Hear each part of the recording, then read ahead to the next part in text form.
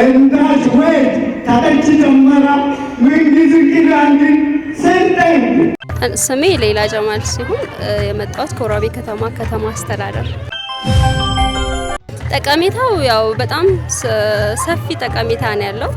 አንደኛ ቋንቋን ከማሳደግ፣ ሁለተኛ ባህሎቻችንን ማለት የባህል ቁሳቁሶቹን ከመጠቀም አንጻር አለባበስ ሊሆን ይችላል፣ የአመጋገብ ሊሆን ይችላል እና እነዛ ነገሮች ያው በጣም የምናዳብርበት ለምሳሌ ከአንዱ አካባቢ የተለያየ ነው ያለው ማለት ከቁሳቁስ ስንጀምር ከአለባበስ ስንጀምር ፕላስ ደግሞ ከቋንቋ ንግግር ከራሱ ከይዘቱ ማለት ነው ካወጣጡ እና የተለያዩ ናቸው። እነዚህ ከወረዳዎቹ ሰብሰብ ስትል የተለያየ ልምድ ነው የምትወስደው ማለት እኛ አካባቢ የሌለውን ከነዛ አካባቢ የተለያዩ ሼር ነው የምትደራረገውና ትልቅ ጠቀሜታ አለው። አንደኛ ነገር እኔ እንደ ጠቀሜታ ማነሳው ቅርሶቻችንን የመያዝ ጉጉት ይኖረናል። እዚህ ቦታ አሁን ለምሳሌ ከተማ አስተዳደር ላይ የሌለውን ለምሳሌ ወደ አሊቾ ስንሄድ የተለየ ነገር ሊኖር ይችላል እና እነዛን ነገር የባህል እቃዎቻችንን ደህና አድርገን እንድንይዝ ይጠቅመናል እና ጠቀሜታው ያው ብዙ ነው። እንደምናውቀው በዚህ ዘመን ላይ ያለው ያው ብዙ ቦታ ስታይ ዘመናዊ ነገር ነው የምንጠቀመው። አብዛኛው ቦታ አሁን ወደ ገጠርም ስትሄድ ዘመናዊ ነገር ነው።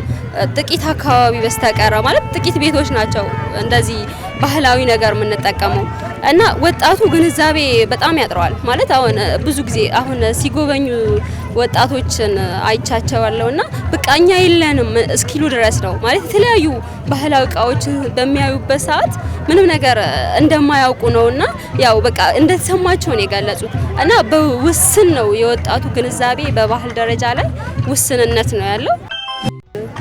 ለወጣቱ ባህልን ያው እንደሚጠቅምና ለቀጣይ ለትውልድ ማስተላለፍ እንዳለባቸው ካልቸር ነው በቃ ባህላችንን መቼም መሞት የለበትም እና እያንዳንዷን በቃ ማስተላለፍ አለብን። እኛ ወጣት ነን ለቀጣይ ለትውልዳችን ከአባቶቻችን ተቀብለን ተረክበን ለቀጣይ ለትውልድ ማስተላለፍ መቻል አለብን ወጣቶች ማለት ነው።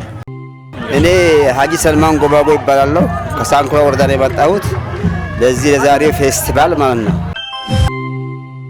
የዛሬ ፌስቲቫል ድሮ ከነበረበት ልጅ በእናት ውስጥ እንደነበረ እንደተወለደ ያን ያህል ክብደቱ በእናቱ ወድ ወጥቶ እንደተዛሃረ ይሄን ያህል አደርገዋለሁ።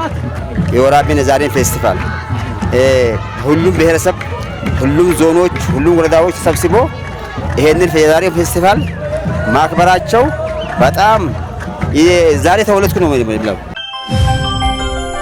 ቋንቋ የስልጤ ቋንቋ ስልጤ በእነቆራ አለ፣ ሳንኩራ አለ፣ ዳሎቻ አለ፣ ለንፉሮ አለ። ያ ሁሉ ስልጤ ነው። ስልጤም ሲሆን በአንዳንድ ፊደሎች ታችን ወደ ላይ ወደ ታች እንጠራለን። ዛሬው ቀን ይሄንን ተወያይተናል። ይሄን አንድ ለማድረግ በዞኑ አስተዳደር አማካኝነት እነሱ ጠርቶን ቃላቱ ሁሉ ፊደሉ አንድ እንዲሆን ወይ ለምሳሌ አንድ ቁጥር እንዲሆን ወይ ሁለት ቁጥር እንዲሆን ተወያይተናል። ምክንያቱም የነቆሩ በተለይ የዛሎቻው በተለይ የሳንኩራ በተለይ ቢሆን ሁሉ አንድ ወጥ አይመጣም በሚል የተወያየን ውለናል። ዛሬ ሽማግሌዎቹ እኛ ይሄ በጣም ደስ አለን።